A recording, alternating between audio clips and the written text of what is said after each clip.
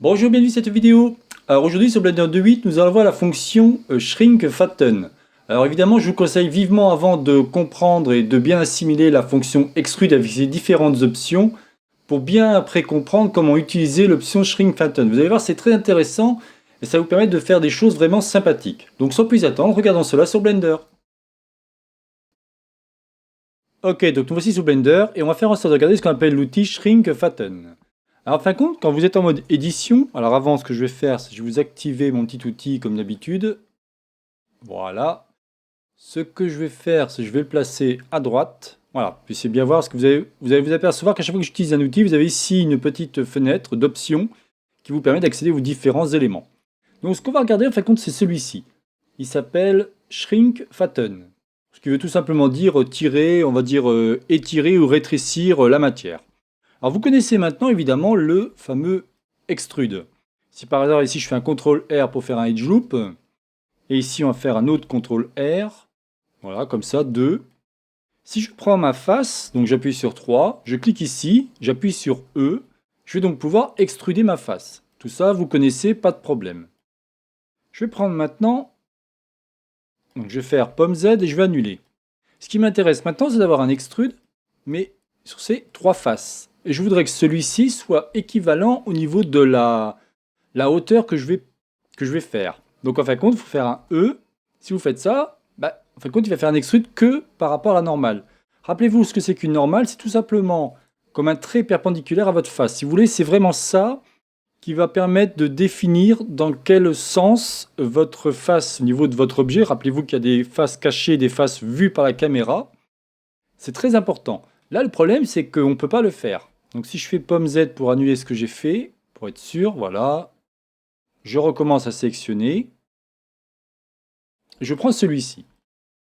Donc je voudrais en fin de compte pouvoir le monter, mais que celui-ci, si vous voulez, ça fasse comme une excroissance au niveau de mon cube. Alors là, ce que je vais faire, c'est que je vais faire pareil, je vais faire E, et je vais faire bouton droit de ma souris. Ça va donc annuler. Et après, je vais tout simplement faire Alt S. Et c'est là que vous allez voir la magie de ce petit raccourci. Donc Alt S, si vous voulez, c'est exactement comme Shrink Fatten. Hein. Là, vous pouvez vous apercevoir que j'ai pu tout simplement descendre dans la matière. Donc c'est très intéressant, on pourra faire des trucs vraiment très sympathiques. Là, vous pouvez me dire, ouais, mais c'est sympa ton truc, mais regardez, il y a des formes, c'est pas terrible.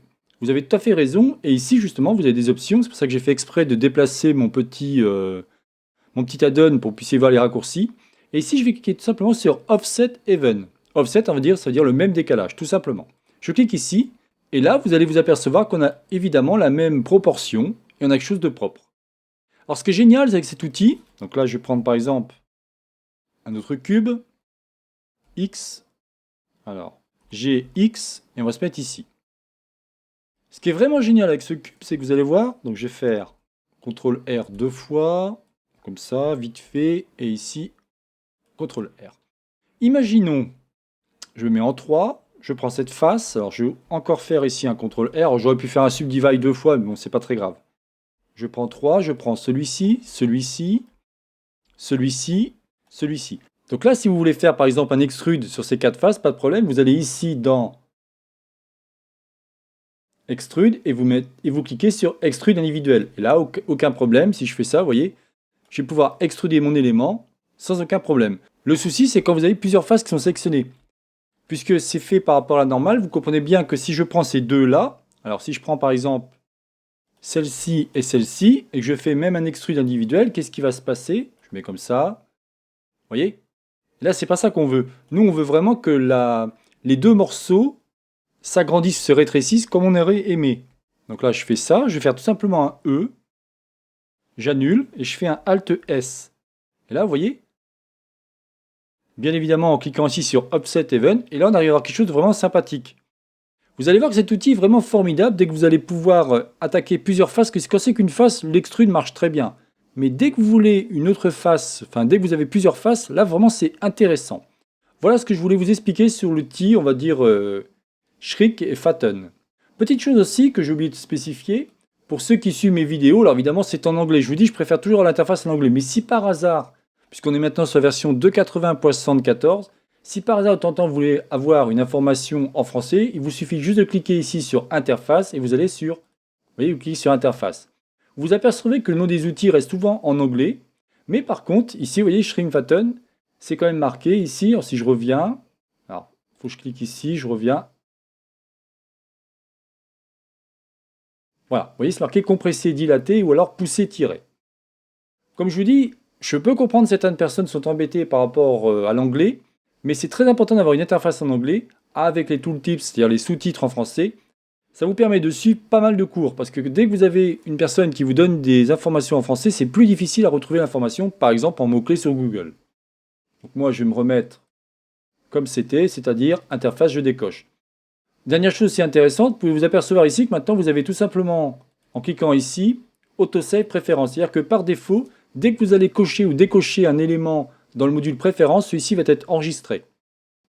Voilà, donc je n'en dirai pas plus cette vidéo, à part peut-être une dernière chose, comme quoi la sortie officielle de Blender 2.8 sera le 11 juillet. Donc ça c'est cool, on va pouvoir enfin avoir une version, plus en version bêta. Et ça va vous permettre de faire des vidéos en étant sûr que ce que l'on dit, parce que beaucoup de personnes ont abandonné pour l'instant les vidéos, car il y a trop de changements. Mais malgré tout, je suis persuadé que tout ce que je vous ai dit comme vidéo, à part quelques petits changements, il n'y a pas grande différence. Pensez aussi à une chose très importante, j'ai eu pas mal de retours de personnes qui me posent des questions. Quand je vous fais des vidéos, très souvent, vous aviez des menus qui apparaissent ici. Par exemple, vous voyez, si je prends le Inset, avant on avait ici un menu qui apparaissait. En fin de compte, pensez à celui-ci. Celui-ci, vous retrouvez toutes vos informations très intéressantes. Ce qu'on appelle le Workspace. Alors, je vous ferai peut-être un petit cours là-dessus, mais très souvent, dès que vous allez toucher un outil, vous voyez, si je prends celui-ci, hop, j'ai mon bevel avec mon offset qui va être, mettons, un width, un def, un pourcentage, et ainsi de suite. Pensez vraiment à ça, c'est très important parce que je me suis aperçu que les gens, à chaque fois, puisque Blender n'a pas arrêté d'évoluer, que, bah, évidemment, il y a des options ou des menus qui ont disparu. C'est pas qu'ils ont disparu, c'est tout simplement qu'ils se sont déplacés. Et oui, je peux comprendre, c'est pas évident, mais je ne voyais pas l'intérêt d'attendre que la version officielle en juillet, puisque je vous explique, c'est assez, entre guillemets, basique. Quoi qu'il en soit, si vous avez le moindre problème, n'hésitez pas à me faire des remarques, et moi je me ferai un plaisir de vous répondre en vous expliquant comment faire pour vous en sortir. Voilà, c'était donc la chaîne Savoir pour tous réalisée par Jean-Michel. Donc là, vous voyez, on continue à utiliser les outils de modélisation. Le but, c'est que vous ayez vraiment une très bonne notion en ce qui concerne la modélisation. Et après, on avancera tout doucement au niveau des textures, des shaders et ainsi de suite. Je pense qu'une fois qu'on aura bien bossé au niveau de la modélisation, il en reste encore quelques trucs à voir, je dirais peut-être une dizaine de vidéos. Après, on pourra avancer. Je ferai sûrement aussi différents cours au niveau des modifieurs pour qu'on puisse commencer tout doucement à avancer. Je pensais faire un cours, on va dire une vidéo différente à chaque fois pour chaque modifieur, mais à mon avis, pendant que je vous créerai un objet, je vous ferai un petit cours sur un modifieur, ça vous permettra d'évoluer et d'avancer. Parce qu'on ne peut pas tous les voir, il y en a bien trop, je ne connais pas tous bien évidemment, et surtout très souvent quand on modélise, on utilise différents outils et après on prend les mêmes. C'est une habitude tout simplement de travail. Je vous souhaite donc une bonne journée et à la prochaine vidéo. Bye bye.